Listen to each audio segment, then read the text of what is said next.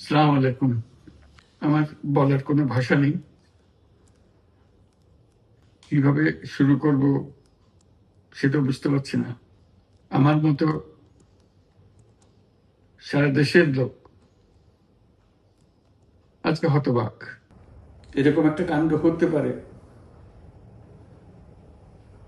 আমরা কেউ কল্পনা করিনি, কারো ধারণার মধ্যে ছিল না। কিন্তু এই অবিশ্বাস্য জিনিস আমাদেরকে হঠাৎ করে গ্রহণ করতে হয়েছে। মাইলস্টোন স্কুল অ্যান্ড কলেজের যে দুর্ঘটনা, প্রশিক্ষণ বিমান বিধ্বস্ত হয়ে এই কচি শিশুদের উপরে ঝাঁপিয়ে পড়ল, আগুনে পুড়ে মরল। মা বাপদের আমরা কি জবাব দেব?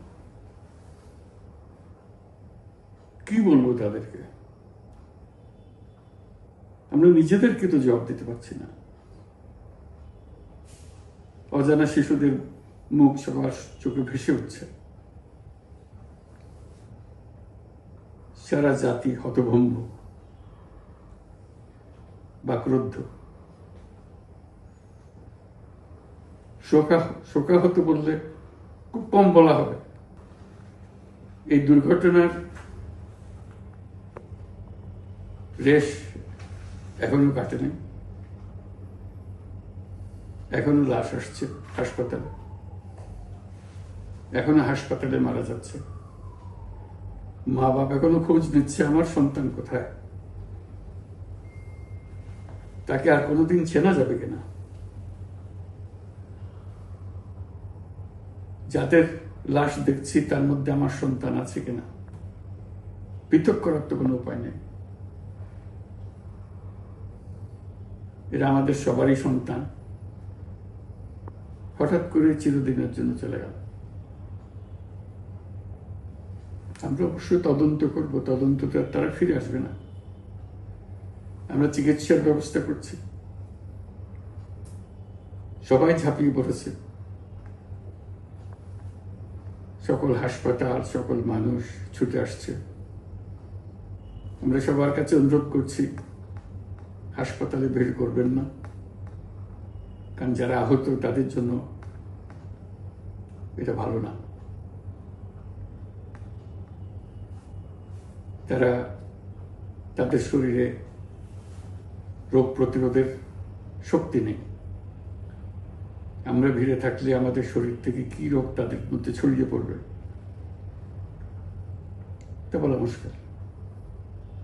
কাজে দূরে থেকে দোয়া করেন সবাই। আমরা বাবা মা আত্মীয় স্বজন সবার কাছে আমাদের সহানুভূতি জানাচ্ছি। বাংলাদেশের যত সন্তান আছে সবাই আপনাদের সন্তান। আমরা নিজেদের মনকে সান্ত্বনা দেওয়ার চেষ্টা করুন। আমরা সবাই নিজেদের মনে সান্ত্বনা দিচ্ছি, কিন্তু আপনাদের সান্ত্বনা বিরাট ব্যাপার। আমরা সবাই আপনাদের সঙ্গে আছি, জাতির সমস্ত লোক আপনাদের সঙ্গে আছে। আমরা তাদের জন্য শোক দিবস ঘোষণা করেছি। আগামীকাল শোক দিবস। আমরা সবাই মিলে তাদের কথা স্মরণ করব, তাদের আত্মার শান্তি কামনা করব। আজকে থেকে সবাই তাদের আত্মার জন্য, তাদের রুহের জন্য মাগফিরাত কামনা করব।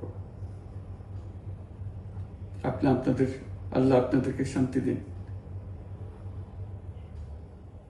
আমাদের জাতির সবাইকে, যারা এই দুর্ঘটনায় বিধ্বস্ত, সবাইকে আল্লাহ শান্তি দেন। তাদের জন্য দেশবাসী সবাই আমরা দোয়া করছি। আল্লাহ এই শিশুদের জান্নাতবাসী করে। খুদা হাফেজ।